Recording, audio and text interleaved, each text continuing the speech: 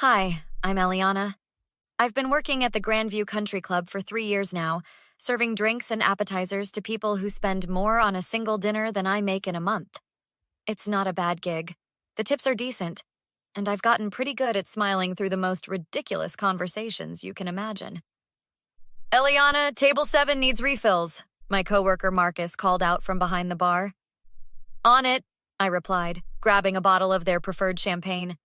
Table 7 was hosting some tech billionaire, Richard Castellano. The guy had been featured in Forbes last month for his latest venture capital success. As I approached, I caught snippets of their conversation. The market's shifting faster than anyone predicted, Castellano was saying to his guests. We need to move aggressively or we'll miss the window entirely. More champagne? I asked, stepping up to his right side.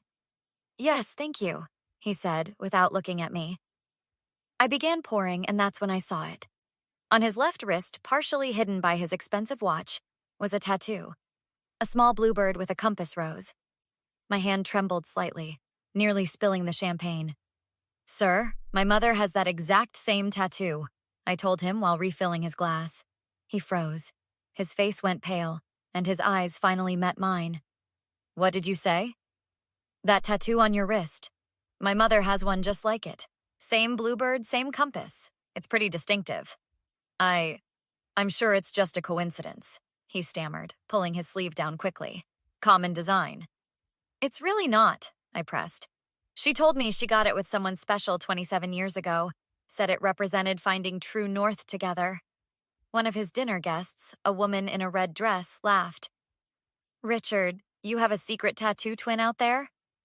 What's your mother's name? He asked, his voice barely above a whisper. Catherine Rivera, but she went by Kathy back then. The champagne glass in his hand shook. I don't know anyone by that name. Funny, because you just went completely white when I said it. His jaw clenched. You're mistaken. Now, if you'll excuse us. She lives in a studio apartment in Oakland, working 2 jobs just to get by, I continued, ignoring his dismissal. Raised me by herself. Never told me who my father was, but she kept that tattoo all these years. Eliana? Marcus's sharp voice cut through the tension. Kitchen needs you. I nodded slowly, maintaining eye contact with Castellano. Of course. Enjoy your evening, sir. As I walked away, I heard the woman in red ask, Richard, are you all right? You look like you've seen a ghost. I couldn't hear his response, but I didn't need to. His reaction told me everything. After my shift, I drove straight to my mom's apartment. She was sitting at her tiny kitchen table, grading papers. She taught ESL classes at the community center. Eliana, what a nice surprise, she smiled. Have you eaten? I made arroz con pollo. Mom, I need to ask you something. I sat across from her. Your tattoo, the bluebird. Her smile faded instantly. Why are you asking about that? I served someone tonight who has the exact same one. Richard Castellano. She dropped her pen. You met Richard? So you do know him. Eliana, please. Mom, who is he? Why did he look terrified when I mentioned you? She stood up, walked to the window, her back to me. We were together a long time ago. Before you were born.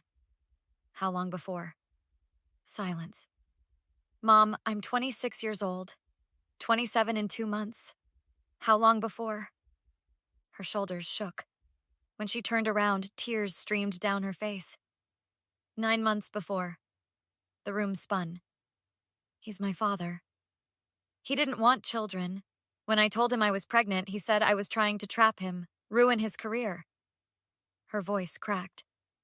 He offered me money to take care of it. When I refused, he disappeared, changed his number, moved to a different city. I tried reaching his family, but they sent lawyers with cease and desist letters. All these years you've been struggling, and he became a billionaire? I didn't want you to know. Didn't want you to feel rejected. Did he ever try to contact you? To meet me? Never. Not once. I stood up, pulling out my phone. What was the name of the restaurant where you two got the tattoos? Luna's Inc. in Berkeley. Why? Because that place has been there for 30 years and they keep records. and because Richard Castellano is about to learn that some things can't stay buried.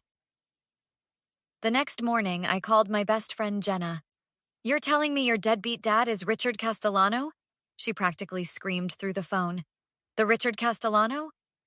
Can you help me or not?" "Girl, I work in investigative journalism. This is literally what I live for. Meet me at my office in an hour." Jenna's office was cluttered with newspaper clippings and coffee cups. She pulled up several articles on her computer. Okay, so Castellano made his first million 25 years ago with a tech startup. Before that, he was working as a junior analyst at a venture capital firm in San Francisco. That matches the timeline, I said. He would have been what, mid-20s? 24, according to this profile. Now here's where it gets interesting.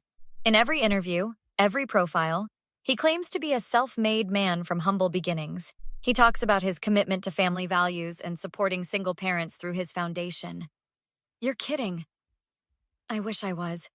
His foundation donated $3 million last year to organizations supporting single mothers. The irony is suffocating. That hypocritical... Wait, there's more. I found his marriage announcement from 23 years ago. He married Eleanor Whitmore, old money family, 2 years after he would have left your mom. I felt sick. So he abandoned my pregnant mother and immediately married into wealth. Looks that way. They have 2 kids, both in private schools that cost more than most people's houses. My phone buzzed. Unknown number. I answered. Eliana Rivera? A male voice, official sounding. Yes? This is James Morrow, attorney for Mr. Richard Castellano. We need to discuss your interaction with my client last evening. I don't think we have anything to discuss.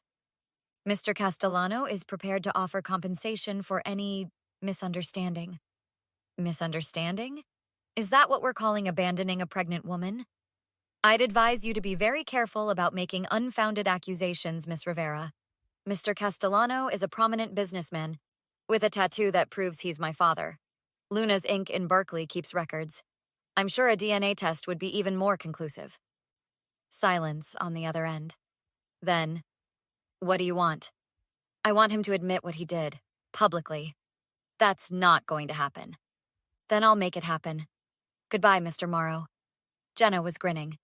Please tell me you're going to let me write this story. Not yet. First, I need more proof. Can you find the tattoo parlor's records? Already on it. But Eliana, are you sure about this? These people have serious money and serious lawyers. I'm sure. He doesn't get to abandon us and then play the family values card for publicity. Not anymore. That evening, I went back to the country club. Marcus cornered me immediately. What did you say to that guy last night? Management got a complaint about you harassing members. I didn't harass anyone. I made a comment about a tattoo. Well, now they're saying you were unprofessional and made him uncomfortable. They want you to apologize if he comes back. Are you serious right now? Eliana, I know you. You don't cause trouble without reason. What's really going on? I told him everything. His eyes grew wider with each sentence. Holy hell. So this billionaire is your dad, and now he's trying to get you fired? Looks that way. That's not happening. Not on my watch. But you need to be smart about this. Document everything. Every interaction, every phone call from his lawyers. I will. Thanks, Marcus. One more thing. I overheard him talking last night after you left. He told his guests that some server was trying to extort him with fake family claims. He's already controlling the narrative. Of course he is. That's what powerful people do. My phone rang again. This time, it was a number I recognized from the area code. Berkeley. Hello? Hi, is this Eliana Rivera? This is Susan from Luna's Inc. I got a very strange call today from a lawyer asking about deleting old records. Wanted to give you a heads up since you called earlier asking about the same records. He's trying to destroy the evidence. Yeah, well, joke's on him. We digitized everything 5 years ago, and I already made you copies. When can you pick them up? I smiled. I can be there in 40 minutes. Perfect. And Eliana, stick it to him. I remember your mom. She was so excited about that tattoo, about her future with that guy. What he did was cruel. Thank you, Susan. That means more than you know. When I arrived at Luna's Inc., Susan handed me a manila folder, 2 matching tattoos, paid for under Richard Castellano's name, dated exactly 27 years ago, plus photos we took of the finished work, standard practice here. Your mom's the brunette, I assume? I looked at the photos. My mother, young and radiant, smiling next to a younger Richard Castellano, both showing off their fresh tattoos. This is perfect. There's more. He signed a waiver when he got it done, and at the bottom there's a note he wrote. For Kathy, my true north always. We kept those waivers. I made copies of everything. I hugged her. Thank you so much. Make him pay for what he did. Some people need to be held accountable. I arranged a meeting with Castellano through his lawyer. We met at a conference room downtown. I brought Jenna and Marcus for support.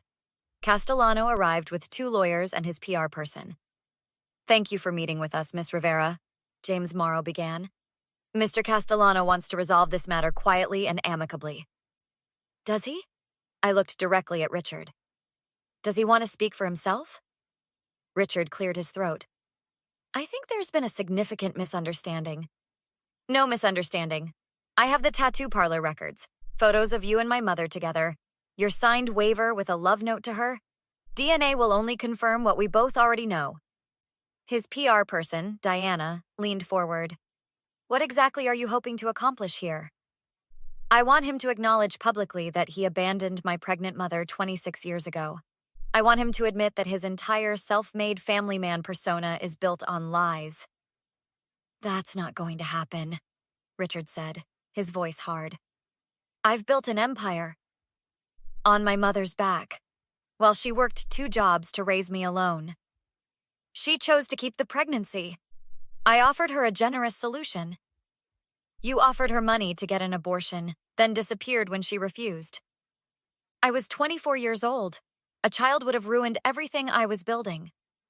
So you built your empire instead, married into money, had 2 kids you actually wanted, and left us with nothing.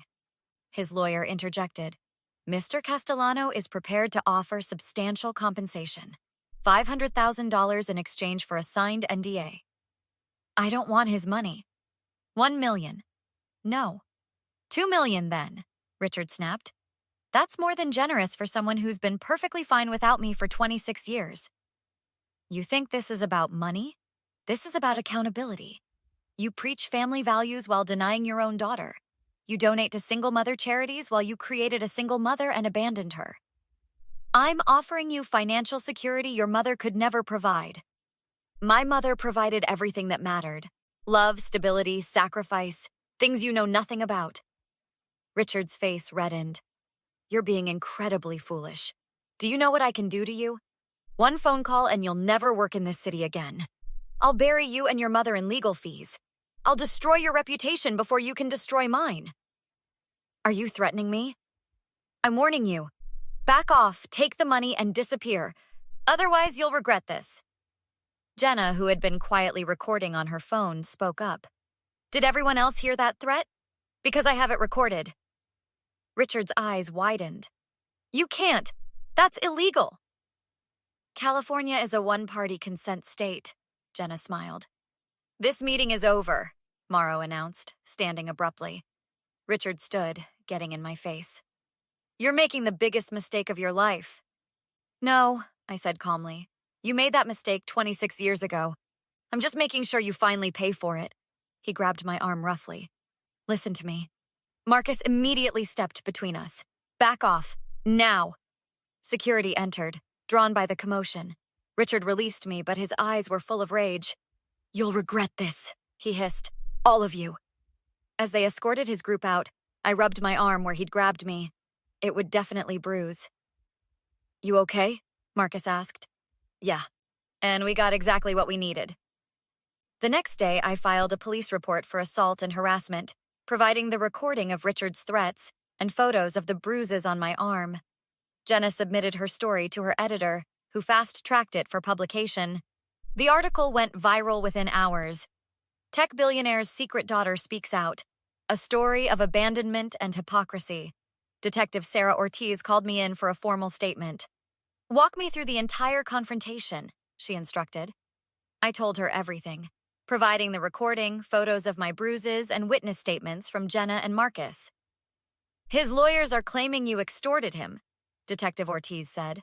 I have recordings proving otherwise. I refused money multiple times. He's the one who made threats. I believe you. We're filing charges for assault and criminal threats. The DA's office took the case seriously. My mother finally broke her silence, giving an interview corroborating everything. He told me I was ruining his life, she said on camera, that I was selfish for keeping the baby. But Eliana was never a burden. She was my blessing. The damage to Richard's reputation was catastrophic. His foundation's board demanded his resignation. Business partners pulled out of deals. His wife filed for separation. 2 months later, I received a message from Richard requesting to meet. Against my better judgment, I agreed to meet him at a coffee shop, with Marcus stationed nearby. Richard looked haggard. Thank you for meeting me. I wanted to apologize for everything. I was young and stupid and scared, but that's no excuse. I should have been there for you and your mother. Why now? Because you're facing consequences? Because I've lost everything that matters. My wife, my reputation, my kids barely speak to me. I want to make it right. I want to be in your life, get to know you, help support you and your mother. No. Eliana, please. I'm your father. A father is someone who shows up, who loves and supports their child. You're just the man who got my mother pregnant and ran away. DNA doesn't make you my father. I can change. I want to be better. For 26 years, you had the chance to find us, to apologize, to help. You chose not to. You only care now because you're facing consequences. That's not remorse. That's self-preservation. What do you want from me? Nothing. Absolutely nothing. You're going to face your legal consequences, and then you're going to live with what you've done. But you don't get redemption. You don't get a relationship with me. You don't get to feel better about yourself. Eliana, I'm begging you. No. You made your choice 26 years ago. Now live with it. I stood to leave. He grabbed my hand. Please, I'm your father. I pulled away. You're the man who abandoned me before I was born. That's all you'll ever be. Later that week, I met my mom and Jenna for dinner at Marcus's apartment. How are you feeling? My mom asked. Free, like I finally closed a door that should never have been open. I'm proud of you, she said, for standing up for yourself, for us. Marcus raised his glass. To women who don't need anybody's validation except their own. Richard Castellano would face his consequences. A restraining order, community service, and a permanently tarnished reputation. But more importantly, I'd stood up for my mother, for myself, and for everyone else he might have wronged. Some people don't deserve forgiveness, and I was finally okay with that. What would you do if you discovered a secret that could change everything about your family? Drop a like if you think Eliana made the right choice, and subscribe for more stories about justice and standing up for yourself.